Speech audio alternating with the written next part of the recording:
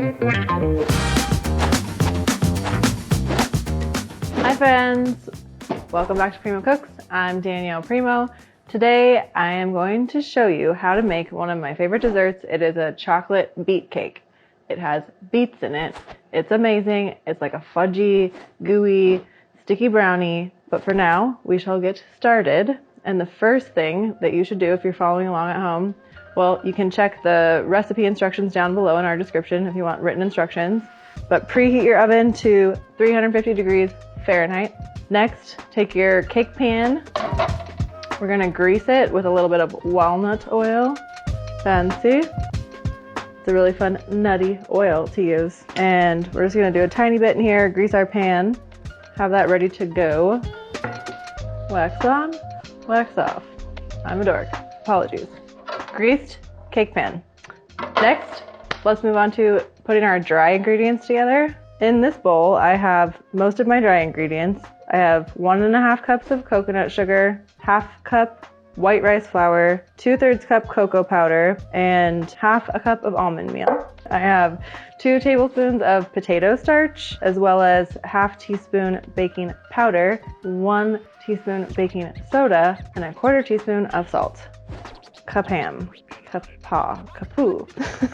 I was trying to make up a new phrase. I'll make up my own one day. So that looks cool. Let's stir it. With these dry ingredients, the almond meal at times can be a bit clumpy. My solution to that is to fork it. Fork it real good. Okay. That is mostly clump free. The rest of the little tidbits are a-okay. So we'll call that good, good, good. Next, fun part, the beet part. So here I have 1 cup of roasted beets. I have a how-to on roasted beets if you want to check that out if you're not familiar. And then roughly chop them up. They do not have to be cool looking in any way or uniform. Fill up a cup with roasted beets. Then we're going to pop them into the blender. Pop, pop, pop, pop. Yo, yo, yo, yo, pop, pop. And then what we want to do is add 1/2 cup. You can use unsweetened almond milk or oat milk. I'm using oat milk today. I'm gonna add 1/2 of it first, just to let the beets get finely chopped up in here, which will also take a little bit of me pushing down as we go along, which I'll show you.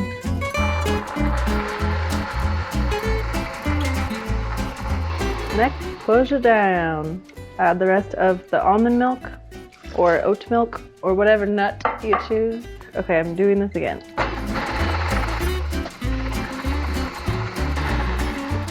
Beauteous. I do have a lot that got caught up here that I want to grab.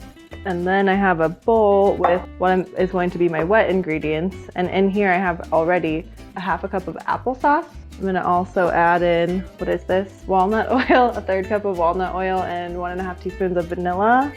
Then we'll add in our beet mixture.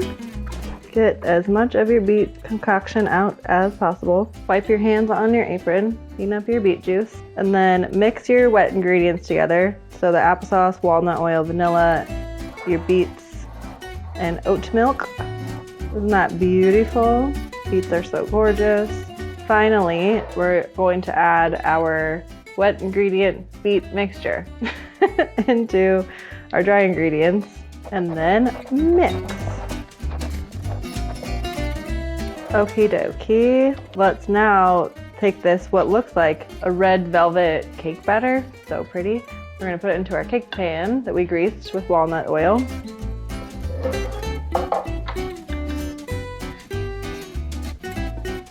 And there's no eggs in it, so you can eat it if you want. Oh, so good. Spread this out.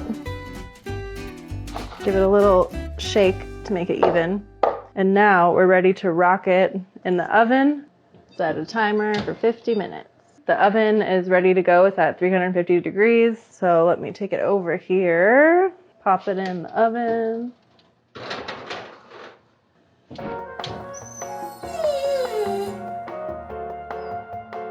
"50 minutes has gone by." I was gonna try to make a song, but I didn't. Let's check on our beet cake. It looks amazing. What I want to do is check and just make sure not too much sticks to the toothpick. This is perfect, and you can tell by touching the middle as well, it's not soft or dipping in. Hopefully that made sense. And the edges are starting to come away from the sides of the pan.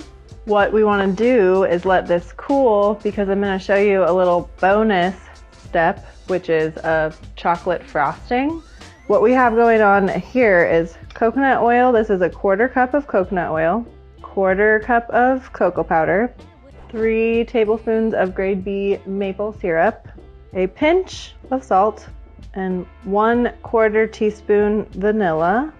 And then you mix it, and it takes quite a bit to mix this together to get the coconut oil clumps out, the cocoa powder clumps, so fork it as long as you can. Looking pretty good. Even if there is a clump of coconut oil in there, totally fine. It's gonna smooth out once you spread it on the cake.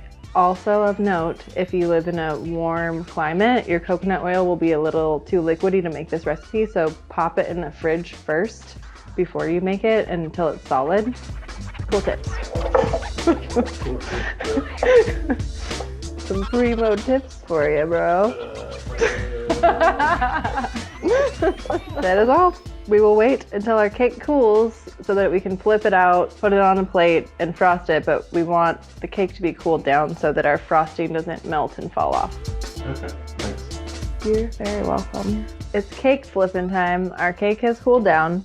I'm going to attempt, with grace, to flip this out onto a cutting board without breaking the cake. Let's see how this goes.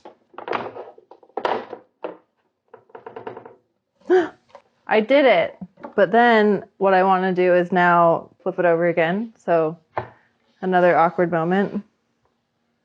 I am coordinated. Yes, I did it. Okay, I'm gonna take this over here. We're gonna frost it.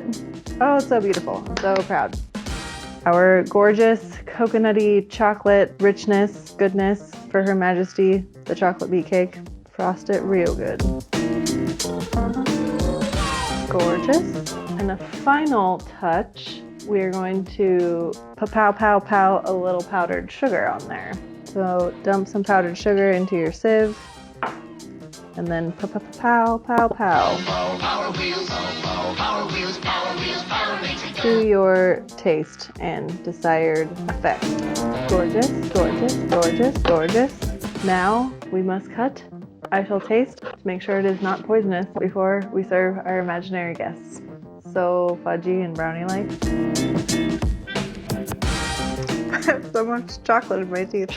All right, stick around. Let's talk some more about this cake and the ingredients and things of other note to share. So good. Yay, beet cake. This recipe came about years ago teaching cooking classes.